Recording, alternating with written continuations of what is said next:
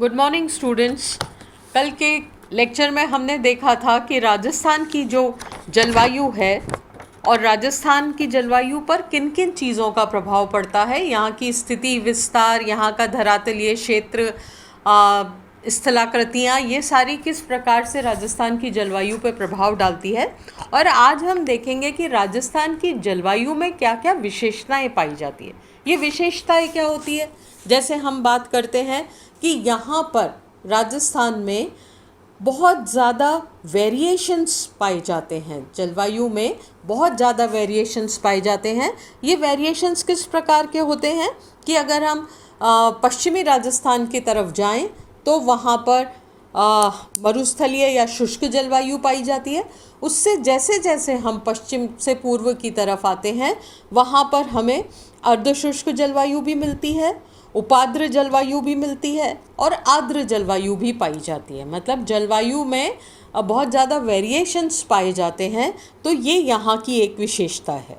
इसी प्रकार यहाँ पर अगर हम वर्षा काल की बात करें, हम अगर यहाँ पे पीरियोडिक रेनफॉल की बात करें, सामयिक वर्षा की बात करें, तो हमारे सामने ये बात आती है कि यहाँ पर वर्षा का 90%, लगभग 90% मध्य जून से और सितंबर, जिसे हम मानसूनी वर्षा काल कहते हैं, या 90% वर्षा इसी काल में होती है। आजकल हम लोग इंतज़ार में हैं, रोज़ देखते हैं कि मानसून राजस्थान तक कब पहुंच रहा है, और हमें उम्मीद है कि 20 तारीख तक शायद राजस्थान में मानसून आ जाए। और तब से लेकर ये प्रिडिक्शन है कि सितंबर के माह तक अब की अच्छी वर्षा होने की उम्मीद है।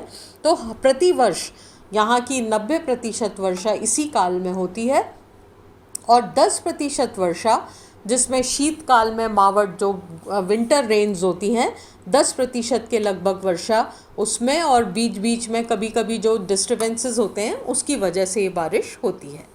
इसके अतिरिक्त वर्षा की मात्रा में बहुत ज़्यादा वेरिएशंस पाए जाते हैं। जहाँ पर हम अगर डेजर्ट एरिया की बात करें या शुष्क जलवायु प्रदेश की बात करें, तो वहाँ पर वर्षा का औसत 50 मिलीमीटर के आसपास रहता है, परंतु जैसे जैसे हम पूर्व की तरफ बढ़ते हैं वहाँ 1000 से 1200 मिलीमीटर तक वर्षा का औसत जाता है। और यहाँ पर वर्षा जो है ये बहुत ज़्यादा अनिश्चित है। ये एक बहुत ज़्यादा राजस्थान के साथ समस्या रहती है कि हमें बड़ा इंतज़ार रहता है कि भी मानसून अब के कैसा रहेगा, क्योंकि हम लोग पूरी तरह से उसी पे डिपेंड करते हैं, क्योंकि 90% वर्षा उसके द्वारा ही होती है। तो वर्षा में अगर मानसून की स्थिति अच्छी रहती है तो यहाँ पर वर्षा ठीक हो जाती है, अदरवाइज़ यहाँ पर समय समय पर अकाल की समस्या होती रहती है, वर्षा की मात्रा बहुत कम रह जाती है। कभी कभी ऐसा भी होता है कि कुछ राज्यों में तो अतिवृष्टि हो जाती है और कुछ बहुत ज़्यादा वर्षा हो जाती है, और कुछ क्षेत्र यहाँ पे कंपैरेटिवली कम वर्षा वाले क्षेत्र में आ जाते हैं। पिछले कुछ सालों में वर्षा के पैटर्न में हम एक बदलाव देख रहे हैं, और हम ये देख रहे हैं कि लगभग हम ये मान लें सन 2000 के बाद से वेस्टर्न राजस्थान में वर्षा के ट्रेंड में बदलाव आया है। और 2006 में तो बाड़मेर में जो कवास का क्षेत्र था वहाँ पर अत्यधिक वर्षा होने से बाढ़ की स्थिति पैदा हो गई थी, और इस प्रकार की स्थिति बार बार रिपीट हो रही है। और आप ये देखिए कि वहाँ वर्षा का औसत और क्षेत्र है उसमें निरंतर बदलाव आ रहा है। तो ये हो सकता है कि भविष्य में आने वाले वर्षों में हमें वर्षा के पैटर्न में कुछ बदलाव देखने को मिले, पर अभी तक हम जो ट्रेडिशनल पैटर्न है उसमें हम यही मानते हैं कि वेस्टर्न राजस्थान में वर्षा का औसत कम रहता है, और जैसे जैसे हम पूर्व की तरफ आते हैं तो वर्षा का औसत बढ़ता जाता है। परंतु इसकी इन अनियमितता जो है वो हमें हमेशा बहुत परेशान करती है। कभी कभी मानसून जून में ही आ जाता है, कभी कभी जुलाई भी सूखा चला जाता है। तो ये बहुत ज़्यादा अनिश्चितता की स्थिति हमारे सामने रहती है। उसके समय में अनिश्चितता है, उसकी मात्रा में अनिश्चितता है। ये जो है ये वर्षा का पैटर्न जो है ये बहुत ही ज़्यादा अनिश्चित रहता है, और हमारी कृषि पर इसका बहुत विपरीत प्रभाव पड़ता है।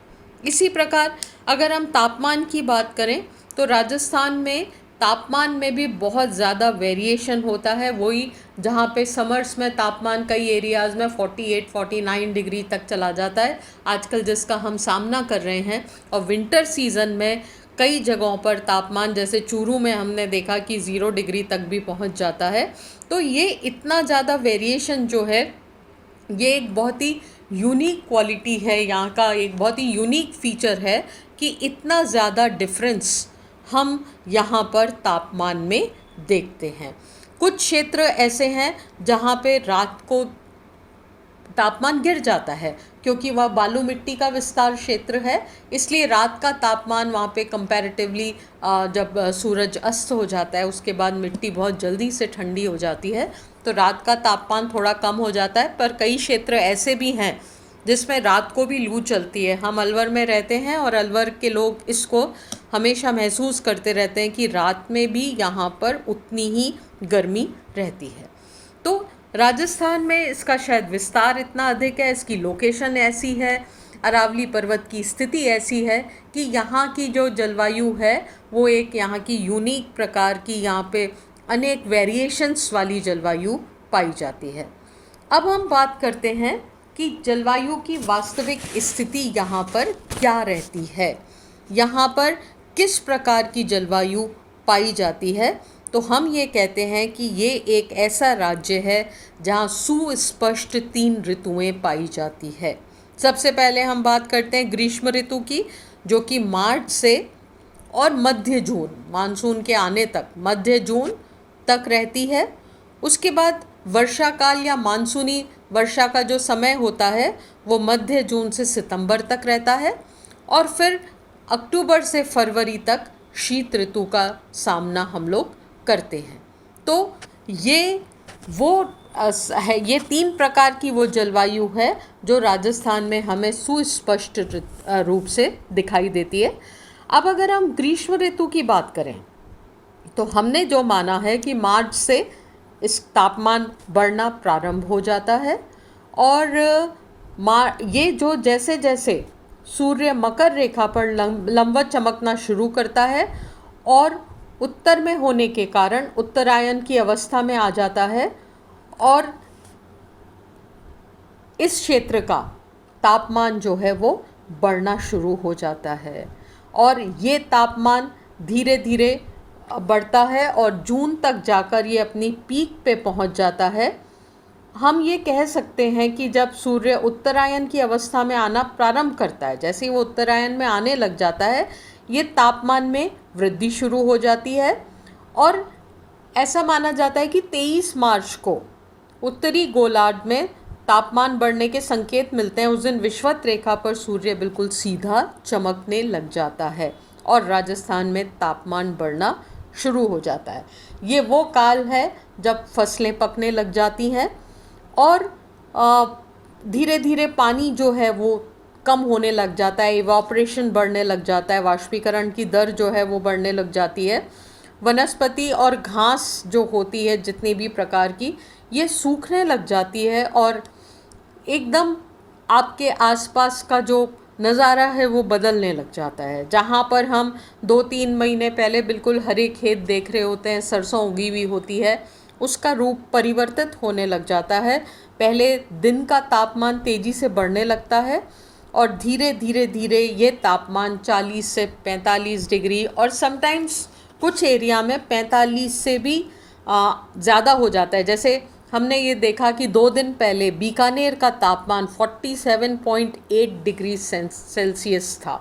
तो इस प्रकार की स्थिति यहाँ पर बहुत कॉमनली हमें देखने को मिलती है। और ये देखिए, आपकी पश्चिम से जो हवाएं आती है वो बहुत ज़्यादा शुष्क और गर्म होती हैं, वो पूरे इस क्षेत्र को गर्म कर देती है और लू की स्थिति पैदा हो जाती है, धूल भरी आंधियाँ चलने लग जाती हैं और वातावरण बहुत ही असह्य हो जाता है। इसके बाद 21 जून को जो हम ये मानते हैं कि जिस दिन सबसे बड़ा होता है, कर्क रेखा पर सूर्य सीधा चमकता है और राजस्थान के दक्षिण में ये एरिया है और इस दिन हम ये मानते हैं कि सबसे इस समय बहुत ज़्यादा यहाँ का तापमान जो है वो बढ़ जाता है और इस साल एक बहुत ही ज़्यादा यूनिक बात ये और है कि उस दिन सूर्य ग्रहण है जो इस एरिया में भी हमें दिखाई देगा। तो देखते हैं उसका क्या असर पड़ता है। और ग्रीष्म ऋतु में तापमान चूरू में 50 डिग्री तक भी पहुंच जाता है, फलौदी में 49 डिग्री तक पहुंच जाता है। और ये स्थिति जो है ये बनी रहती है मध्य जून तक। उसके बाद थोड़ी थोड़ी वातावरण में नमी की स्थिति पैदा हो जाती है, मानसून के आने के संकेत मिलने लग जाते हैं और आंधी के साथ साथ कभी कभी बूंदाबांदी भी होने लग जाती है। और धीरे धीरे धीरे ये जो मॉनसून है वो इस एरिया की तरफ प्रोग्रेस करता है। इस समय जो आंधियाँ आती हैं वो आंधियाँ बड़ी भीषण होती हैं क्योंकि हवा की गति बहुत ज़्यादा होती है और मिट्टी होने के कारण पूरे क्षेत्र में विजिबिलिटी को कई बार ख़त्म कर देती है, बहुत ज़्यादा नुकसान पहुंचाती हैं, बहुत ज़्यादा जिसे हम कहते हैं ना बिजली के पोल उखड़ जाते हैं, पेड़ उखड़ जाते हैं, बहुत ज़्यादा डिस्ट्रक्टिव अवस्था में इस समय आंधियाँ आती है। परंतु धीरे धीरे धीरे इस अवस्था में बदलाव होता है। हम ये मानते हैं कि मध्य जून के बाद तापमान तो बढ़ता है और धीरे धीरे यहाँ पर बहुत ही ज़्यादा कम वायुदाब का क्षेत्र बन जाता है और इस प्रकार की स्थिति में ये एक तरह से न्यून दाब का केंद्र बन जाता है और हिंद महासागर, बंगाल की खाड़ी, अरब सागर से जो कंपैरेटिवली हाई प्रेशर जोन्स होते हैं वहाँ से यहाँ की तरफ हवाएं चलने लग जाती हैं, या हम ये कहें कि मानसून इस क्षेत्र की तरफ अट्रैक्ट होने लग जाता है। हवा में जो है वो नमी बढ़ने लग जाती है, एक उमस वाली गर्मी, बहुत ज़्यादा जब ह्यूमिडिटी हो जाती है, तापमान ऑलरेडी बहुत ज़्यादा होता है, तब एक उमस वाली स्थिति पैदा हो जाती है और राजस्थान में मानसून राजस्थान की तरफ अग्रसर होता है और जून के एंड तक वर्षा प्रारंभ होने का समय आ जाता है और ये वर्षा धीरे धीरे धीरे पूरे राजस्थान पर आ जाती है। वेस्टर्न राजस्थान में कंपैरेटिवली कम होती है पर ईस्टर्न राजस्थान में ये वर्षा आगे बढ़ती जाती है और इस प्रकार का वर्षा काल जो है ये सितंबर तक रहता है। और हम पहले ही इस पे बात कर चुके हैं कि ये वर्षा बहुत मात्रा में भी अनिश्चित होती है, समय में भी अनिश्चित होती है, परंतु हमें 90% जो जल है, जो वर्षा है, वो इसी समय पर होती है। और ऐसी इस प्रकार की जो वर्षा का समय है, ये समय हम ये मानते हैं कि सितंबर के काल तक रहता है। इसके बाद अगले लेक्चर में हम शीतकाल के बारे में पढ़ेंगे कि शीतकाल की परिस्थितियाँ किस प्रकार से बनती हैं। Thank you.